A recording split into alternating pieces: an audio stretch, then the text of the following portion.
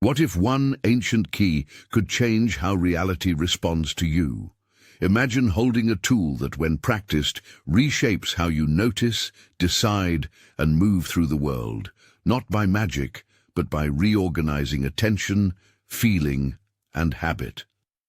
That is the promise at the center of this video, the life-altering impact of the 7 Hermetic Principles you must know. These 7 teachings, attributed to the legendary Hermes Trismegistus and encoded in the terse lines of the Emerald Tablet, are not a prophecy written in stone. They are a map, a set of lenses you can learn to use.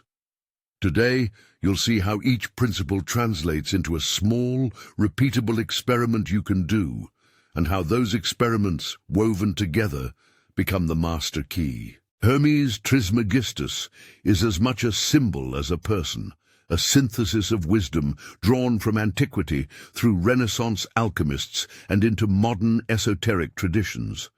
Think of him as an archetypal teacher, the voice that names patterns we still use. When the Hermetic texts say, succinctly, as above, so below, they were summarizing an attitude toward correspondence and pattern recognition. We'll treat that attitude as practical, a way to test hypotheses about your inner life and the outer world. My tone here is practical and invitational. You won't need to change your life overnight. Instead, you'll run small tests, observe results, and build habits that compound. Before we go further, if this way of working with ideas, testing them instead of just believing them, resonates with you, subscribe to the channel. That's how everything here works. Mentalism. Reality begins in mind. At the heart of Hermetic teaching lies a simple, provocative claim. The first active principle is mental. Put plainly, Hermetic mentalism suggests that mind, not as a single private organ, but as the field of attention and meaning, plays a formative role in experience. This is not an assertion that thoughts magically alter external events with no intermediary. It's an assertion about how perception, intention, and focus structure what you notice and how you respond. Imagine a dark theater. 2 people sit in the same seat, but one notices the set pieces, the other hears the subtle musical motif. The play hasn't changed, but each spectator's inner script renders a different world. That is mentalism as an everyday fact.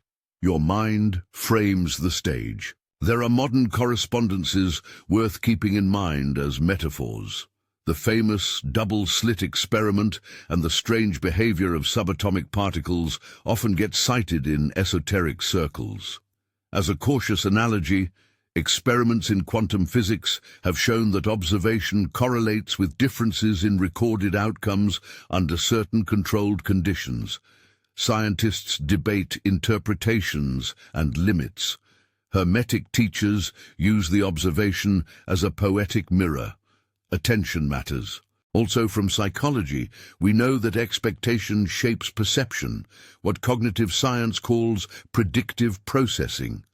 Your brain is constantly making educated guesses about incoming sensation. Attention tightens those guesses into a lived story. A 5-minute neutral observation. Try this as an experiment over 3 consecutive mornings. Sit quietly for 5 minutes. Choose one simple focus. The breath, the weight of your feet, a sound. The instruction is minimal. Notice without judgment. Note when attention drifts, and gently return. After each session, write 1 line. What changed in my experience? Do not attempt to force outcomes. Record what you observe. Over 3 days, you will likely notice shifts, small changes in reactivity, an increased ability to pause before you act, or simply more clarity about what you value in the moment. That is mentalism in practice. Training the mind to be the instrument it actually is. Why this matters? Attention is the currency of your inner life. Where you spend it, you create habit. Where you refuse to spend it, patterns soften. Mentalism gives you the frame. Your mind is not a passive recipient. It organizes experience. Use it like a lens, not a magic wand. If mind is the spark that sets things in motion, correspondence is the mirror that reflects the pattern, and the mirror is never neutral. If this is making sense to you, write in the comments. Where attention goes, habit follows. Correspondence, microcosm, macrocosm. Hermetic correspondence teaches that patterns recur across scales. What appears within repeats without, and vice versa. It's the same motif in nested forms, the spiral in a shell, the spiral in a storm, the looping pattern in the architecture of your day. Rather than mystical parity, think of it as a practice for noticing structural echoes between your inner and outer life. Picture a fractal coastline. Up close, it has the same jagged outline as you see from a satellite. Benoit Mandelbrot formalized this idea in mathematics. Fractal geometry names a property of self-similar repetition. Again, this is a metaphorical tool. When you map it onto psychology, Carl Jung's work on archetypes and patterns feels relevant. Certain internal complexes reappear in relationships, work, and even in the way you schedule your day. The inner audit. For 2 days, pick one recurring small frustration. It might be your habitual defensiveness with a partner, an afternoon slump, or a recurring financial worry. Each time it appears, write down this triad. The inner sensation, physical emotion, the thought or story that accompanied it, and the outward behavior that followed. At the end of each day, scan these notes and ask, how did the inner pattern produce an outer effect? The goal is not to shame, but to map. When you chart the microcosm and the macrocosm, you begin to see structural levers. A small shift internally can ripple outward, change the thought or the pause, and the outer action often follows. Science and psychology offer a helpful frame here. Studies in systems thinking and complexity show how feedback loops amplify certain behaviors. In cognitive behavioral terms, thought-feeling-action loops produce stable patterns unless disrupted. Correspondence is simply an invitation to notice those loops. It asks you to treat your life as data. Gather it, map it, and then experiment.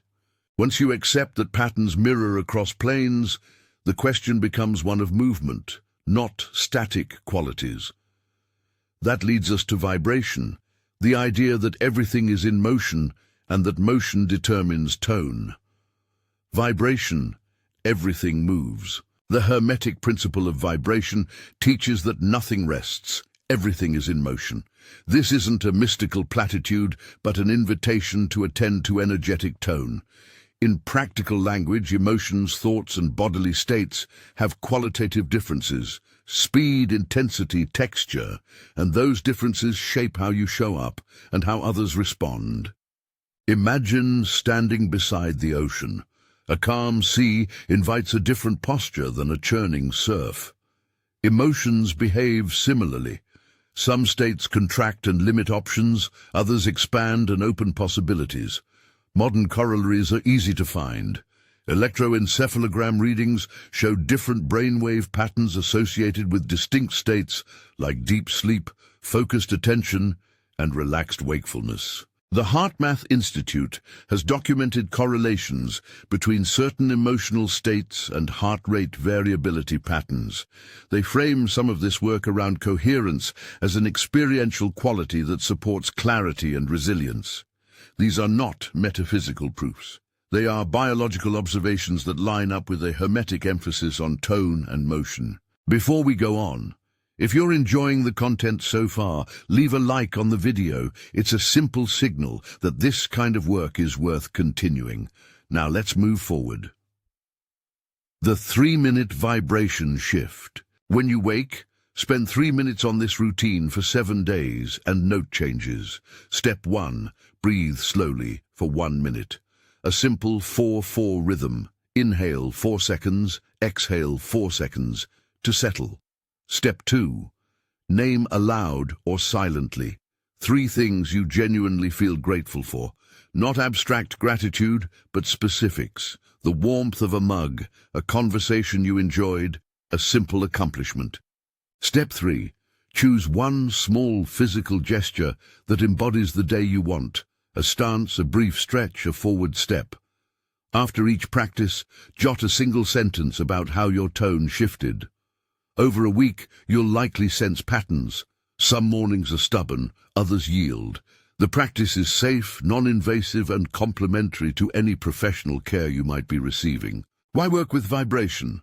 Because rhythm and tone condition choices. Emotions prime attention. If you accept that motion matters, you gain leverage. Short, repeatable shifts in daily vibration can reorganize decision-making and make better habits easier to choose. Motion sets the field, but within motion there are poles, opposite energies that look like contradiction, but are really two sides of a single chord. That is where polarity begins to help. Polarity. Two sides of one continuum. Hermetic polarity teaches that opposites are poles of the same thing. Hot and cold are not separate substances, they are degrees on a scale of temperature. Love and fear are not enemies so much as differing activations on a spectrum of connection. In psychological language, polarity invites you to find the continuum between extremes rather than insisting on categorical separation. Visualize a pendulum. At one swing it reads as anxiety, at another as calm. The arc is continuous. The Hermetic insight is practical. Instead of seeing a difficult emotion as a permanent identity, you see it as a position on a scale that can be shifted. This aligns with therapeutic models like cognitive reappraisal and exposure-based work. You can learn to move along the axis. There's also a deep Jungian echo here. Jung described individuation as the reconciliation of opposites, integrating the shadow, acknowledging the anima-animus energies. The alchemical metaphor of the marriage of opposites points to psychological wholeness rather than denial. The polarity reframe, start. When an extreme state appears, fear, shame, rage, or despair, apply this three-part test. Step 1. Name the state precisely and map its qualities, where it lives in the body, what thoughts accompany it. Step 2. Locate the opposite pole. What does the other end of the spectrum look like? For fear, the opposite might be curiosity or trust. For shame, it might be self-acceptance or humility. Step 3. Take one micro-action that nudges you 2 degrees toward the opposite. A curiosity question, a brief physical approach, a compassionate internal statement. Record the outcome. You may find this technique maddening at first. It asks you to practice moving along a scale you were taught to treat as fixed, yet small steps accumulate. In time, a 3-degree shift becomes a change in trajectory. A short anecdote, labeled. Some years ago, a friend I'll call Mia found herself paralyzed by the fear of failure whenever she contemplated creative work. She tried the polarity method as an experiment. On mornings she noticed the freeze. She asked one simple curiosity question: what would a small, non-judgmental try look like today? And then did a 15-minute sketch. For Mia, the shift wasn't immediate liberation. It was the steady erosion of total paralysis. Over months, the pattern shifted. That's not a promise of miracle transformation. It's an illustration of how minimal directional movement can produce new neural and behavioral habits. Polarity is the lever that lets you transmute an inner state. Rhythm teaches you the timing of when to push and when to yield. Rhythm is what gives strategy to polarity, when to ride the pendulum and when to steady it. At this point, you've seen the first 4 modular ways the Hermetic map operates. Mind gives the spark, correspondence offers the mirror, vibration tunes the field, polarity provides the lever. Each principle comes with an experiment you can run immediately. You've already been given simple practices for mentalism, correspondence, and vibration. You've started the polarity reframe. These are not abstract exercises. They are small causal loops you can observe and refine. Before we go deeper, a few cautions worth repeating. When I reference modern science, the double-slit experiment, brainwave research, heart math findings, fractal geometry, treat these references as metaphors and areas of correlation, not as unequivocal proof of metaphysical claims. The Hermetic system is best understood as a set of working hypotheses, useful, testable in small ways, and subject to refinement. Also, none of these practices are a substitute for professional, medical, psychological, or legal advice. If you're working with a mental or physical health condition, treat these tools as complementary and consult experts when needed. How these pieces begin to knit together is the critical next step. Mentalism trains your attention. Correspondence teaches you to look for pattern. Vibration trains tone. Polarity gives you the capacity to transmute. When you practice each in sequence, notice, map, tune, shift, you are running a simple algorithm on your life. It becomes a way to turn reactive loops into intentional experiments. The first 3 experiments are short and measurable. The neutral observation meditation for mentalism asks for 5 minutes and a 1-line note. The inner audit for correspondence asks for systematic logging of one recurring pattern. The 3-minute vibration shift invites daily commitment and a single-sentence mood checkpoint. These small data points are how you move from belief to evidence. Over the coming days, we will build a coherent 7-day protocol that arranges these practices into a cumulative experiment. For now, continue noticing the effect of each micro-practice. Polarity continues to be a powerful place to work because it reframes conflict as an axis, but we'll pause here and pick up that thread with deeper techniques for deliberate transmutation. Concrete imaginal practices, cognitive reframes tied to behavioral micro-steps, and a guided way to use polarity in relationships and decision-making. From there, we will move into rhythm, learning the art of timing and the strategic use of rest, and then into cause and effect and gender, which together complete the 7-principle lattice that we can treat as the master key. Before I move on, take a moment. What small pattern have you noticed already while listening? A repeated inner narrative, a habitual posture, a morning tone you would like to change? If one of these principles is already tugging at you, perhaps the idea that attention structures experience, pause the video and try the 5-minute neutral observation now. Then come back and we'll continue, because putting the map into movement is how it becomes a key rather than just an idea. We will reconvene in the next segment to finish polarity and to enter rhythm, how to surf life's cycles rather than be tossed by them, practical steps to anticipate and redirect the pendulum, and a guided micro-practice for aligning your schedule to your energetic cadence. The next part will also begin weaving these practices into a coherent 7-day experiment, a clear, measurable plan you can start tomorrow. For now, keep the notes you've made.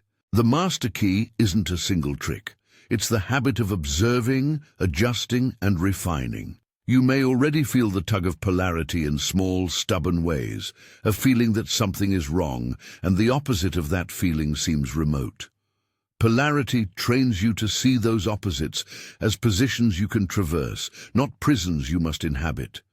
To deepen that capacity, let's add a layered practice that works at the level of image, narrative, and embodied action. The 3-layer transmutation. Layer 1. Image. When a strong negative emotion arrives, close your eyes and imagine it as a color, a shape, and a temperature. Give it a border so you can see it as an object rather than being swallowed by it. This makes the experience containable. Layer 2. Story.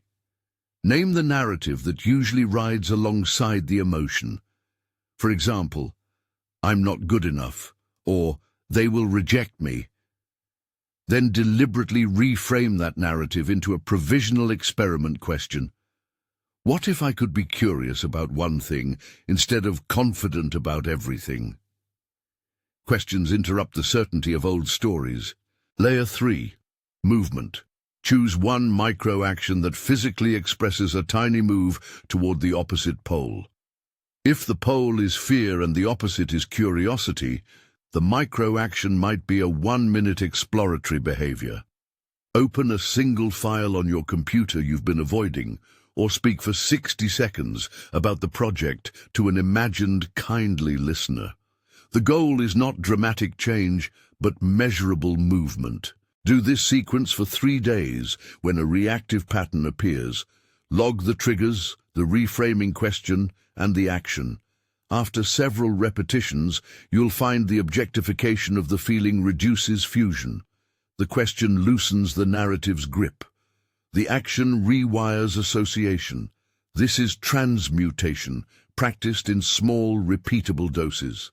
A second polarity tool for relationships is a deliberate both-and script. When conflict arises, practice formulating one statement that names both poles. I see how this makes you feel unheard, and I also feel pressured to be efficient. This slows escalation because it validates polarity rather than polarizing it further. Use it as a rehearsal line before a difficult conversation. It's a practical alchemy. You're marrying opposites in speech, which often opens new pathways. Now move with me into rhythm, the principle that teaches timing, cycles, and the prudent art of navigation. Rhythm, surfing the pendulum. If polarity is the lever, rhythm is the timing hand that tells you when to apply it. The Hermetic Principle of rhythm notes that movement between poles follows cycles, tides, seasons, moods, and markets. Rather than experience cycles as fate, you can learn to anticipate them and structure your response. Picture a pendulum in a temple. Its arc is inevitable, but the temple's caretaker learns when to stand aside and when to steady the swing.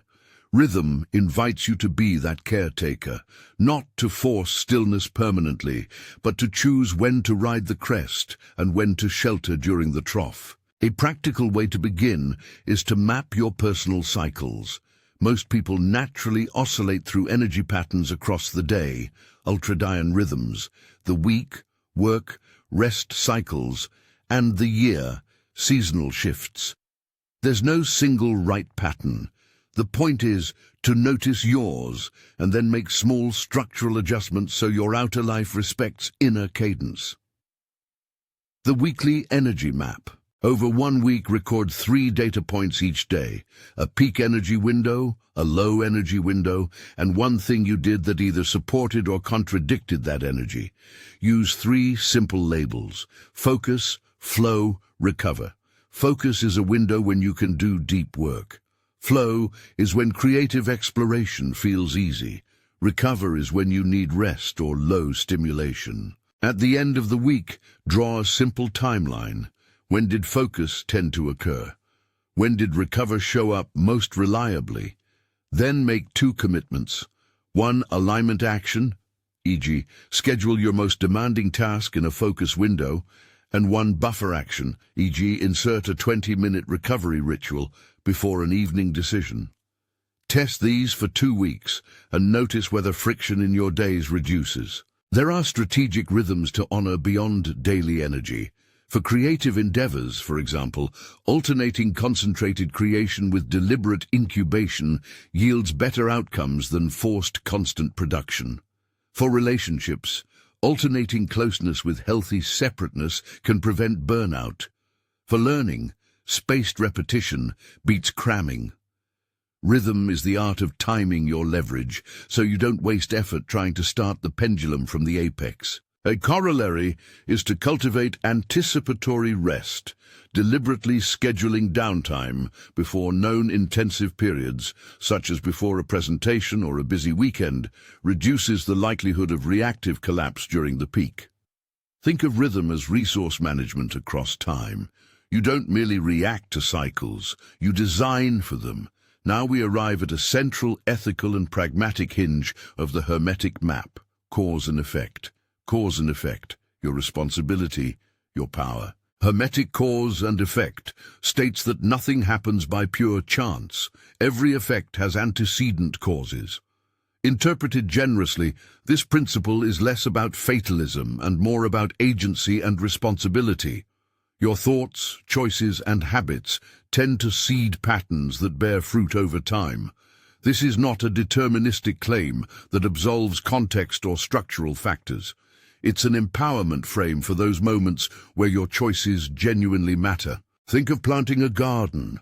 Some seeds require longer to germinate. Some need precise conditions. You can't always control the weather, but you can choose the seeds, the soil, and your tending. Cause and effect invites you to become a more deliberate gardener of your life. Plant one intentional seed. Choose one modest intention to plant for a month. Make it specific, measurable, and paired with a tiny, aligned action. For example, intention. Show steadier focus during work hours. Action. Use a 50-minute focus block followed by a 10-minute break, 5 days a week. Each evening, write a one-line log. Did I follow the block? What happened? After 2 weeks, review the logs and adapt. Complement this with a short evening causation audit. Name one small choice you made that day that likely shaped an outcome, positive or negative.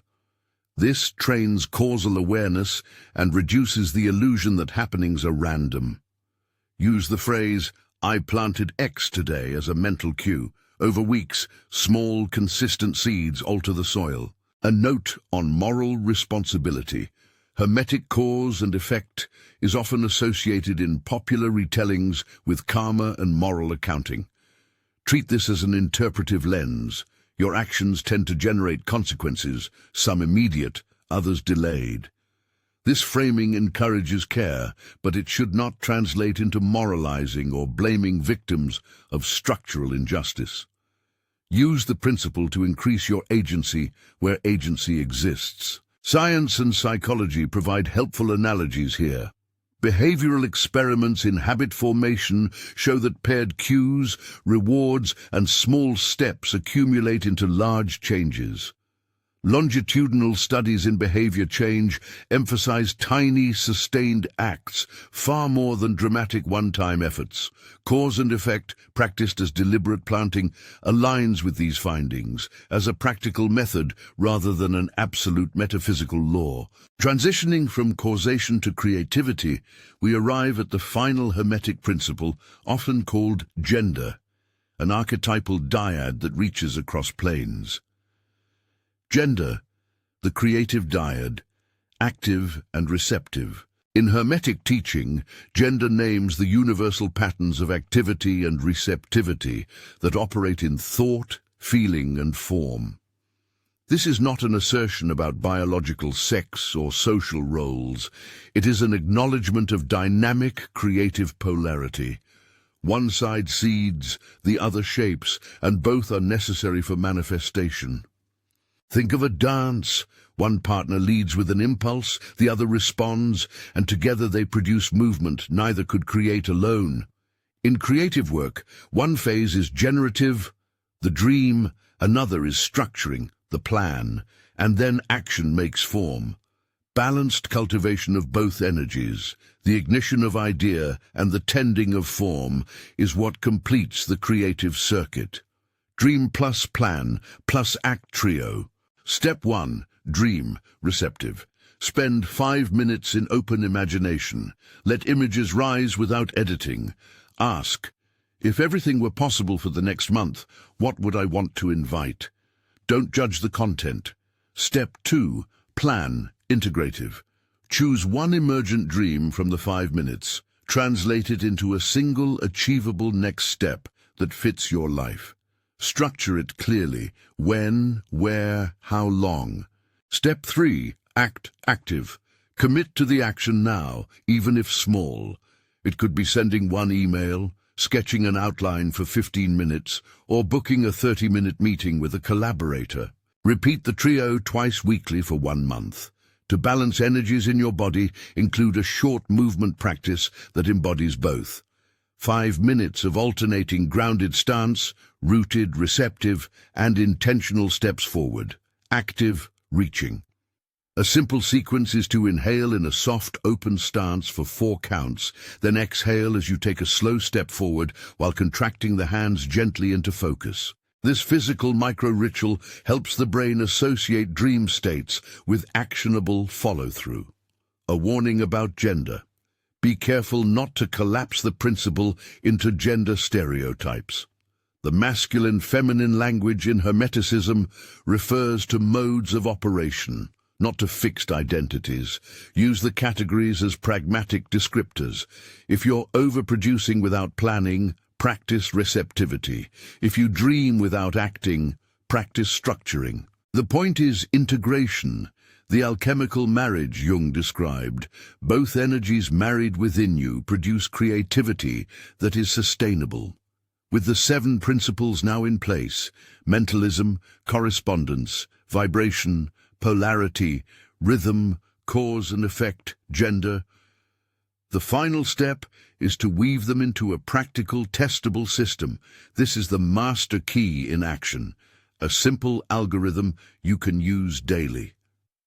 Synthesis. Weaving the master key. The principles interlock, like a hand turning a combination lock.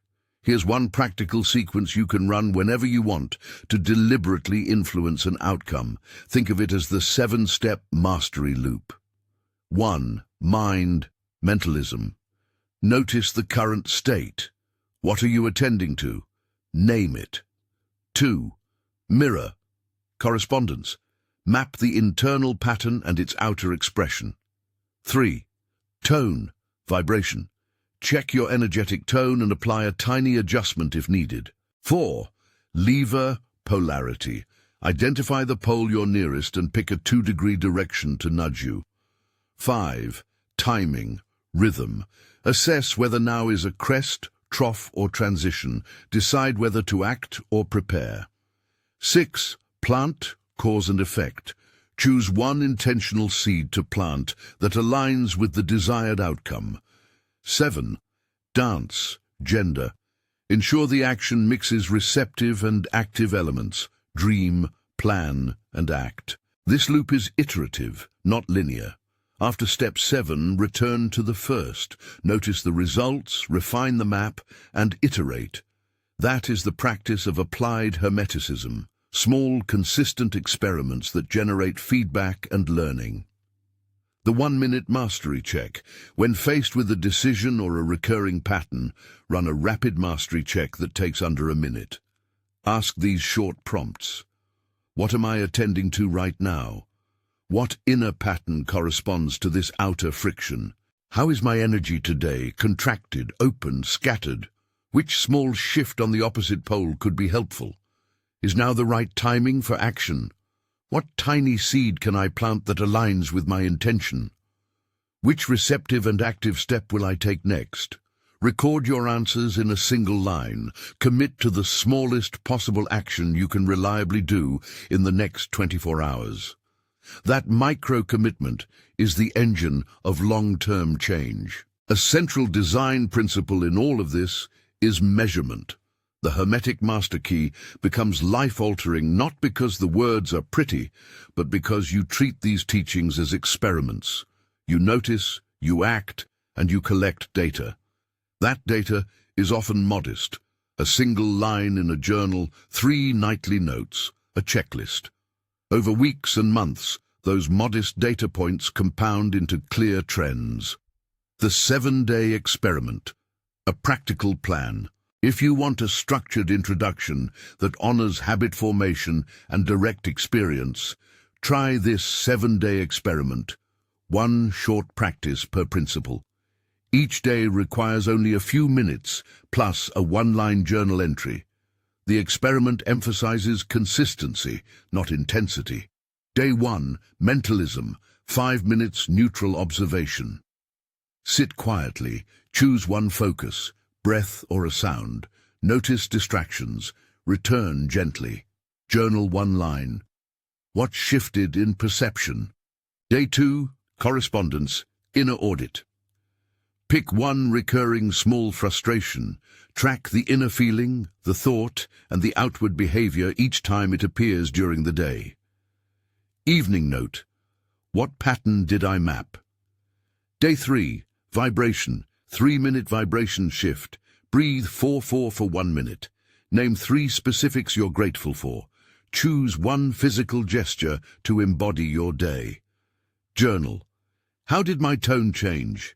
Day 4. Polarity. 3-layer transmutation.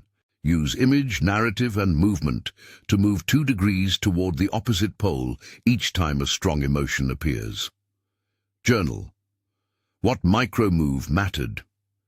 Day 5. Rhythm. Weekly energy map. Mini. Sketch today's peak, trough, and one supportive action. Make one scheduling adjustment for the next 2 days. Journal. What timing did I respect? Day 6. Cause and effect. Plant one intentional seed. Choose a tiny action aligned with a desired outcome and do it. Log. What did I plant and what happened the first time? Day 7. Gender, dream, plus plan, plus act trio. 5 minutes receptive dreaming, 5 minutes planning a next step, and 5 minutes of immediate action. Journal. What emerged and what did I do? Measurement and journaling. Each evening, write 1 sentence of observation and 1 metric where possible, e.g., followed focus block 4-5 times, mood baseline improved 1 point on my scale. The goal is to produce simple, repeatable feedback loops.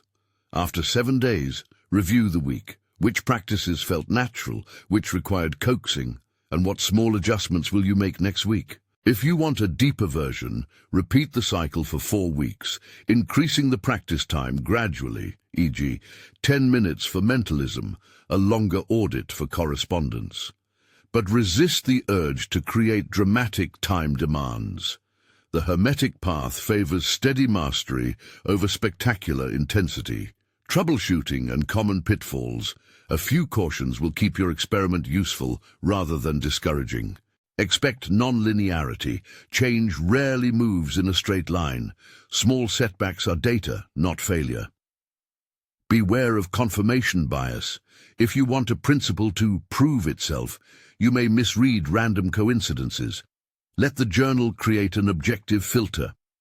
Avoid magical thinking. These principles are frameworks and practices. They aren't a guaranteed shortcut to wealth or miracle healing. Use them alongside sensible life structures and professional advice when needed. Resist information overload. Pick 1 or 2 practices and make them consistent before adding more. Depth beats breadth. Watch for moralism. If cause and effect becomes a blaming tool, step back and treat it as a method for increasing accountability in areas you can influence. How to measure progress realistically? Progress is often subtle. Use 3 simple metrics to assess change over a month. Frequency metric. Did you perform the micro-practices on X days out of Y? Feeling metric. On a simple 1-5 scale, rate your average daily clarity where 1 is confused and 5 sound unusually clear. Outcome metric. Choose 1 behavior you want to shift, e.g., finishing a creative draft. Track number of completions or time spent in focused work. After 4 weeks, you can compare baseline to outcome. Even modest improvements compound. The master key works by cumulative refinement, small leverages applied repeatedly. Ethics and responsible use. Applying these principles means accepting responsibility for intention and consequence. Use the cause and effect principle to increase your care for others and to consider systemic factors where relevant. Do not weaponize the framework to blame people for circumstances outside their control. When invoking scientific analogies, keep them framed as correlations or metaphorical parallels, not as definitive proof of metaphysical claims. For example, you can note that certain brainwave changes correlate with meditative states. You should not claim that meditation literally rewrites physical law. Respect the boundary between poetic resonance and empirical claim. Finally, treat the Hermetic teachings as practices to be tested in your life, not as a cultic dogma. The master key is practical, Notice, act, and adjust. That humility, the willingness to be a curious experimenter, makes the toolkit sustainable. Longer practices for integration. If you want to extend beyond the 7-day experiment, here are 3 longer, low-risk commitments that integrate multiple principles and deepen change. 1. The 30-day attention habit. Combine mentalism and cause and effect. Commit to 5 minutes of neutral observation each morning and 1 evening causation audit. Add 1 aligned seed action each week. Expect small but noticeable increases in pause and choose capacity. 2. The 60-day polarity and rhythm program. Pair polarity practice with weekly energy mapping. Schedule your main creative efforts during identified focus windows and use the polarity reframe for emotional blocks. Measure output and fatigue across 8 weeks and adjust load. 3. The 90-day creative alchemy. Use gender to structure a creative project. Months 1-2 as dream and plan phases. Receptive work plus scaffold creation. Month 3 as production, action-oriented blocks, with daily vibration shifts to maintain tone. Log progress, setbacks, and energy patterns. This rhythm protects creativity from burnout. These longer experiments are not promises of transformation. They are disciplined ways of compounding small acts into structural change. You might wonder, how long until I see results? Often subtle shifts appear within days, more space before reacting, a small change in tone. Deeper habit changes take weeks to months. The key variable is consistency, the tiny acts you repeat daily. Another frequent question: can I combine these practices with therapy or medication? Yes, these practices are complementary. If you're working with mental health conditions or medication, consult your clinician before making changes to treatment. Use the practices as adjunctive tools, not replacements for professional care. A final question: what if I'm skeptical about the Hermetic framing? That skepticism is useful. Treat the system as a set of hypotheses. Use the 7-day experiment as a harmless test. If the practices yield useful information, integrate them. If they don't, you've still learned something about what works for you. Responsibility, restraint, and curiosity.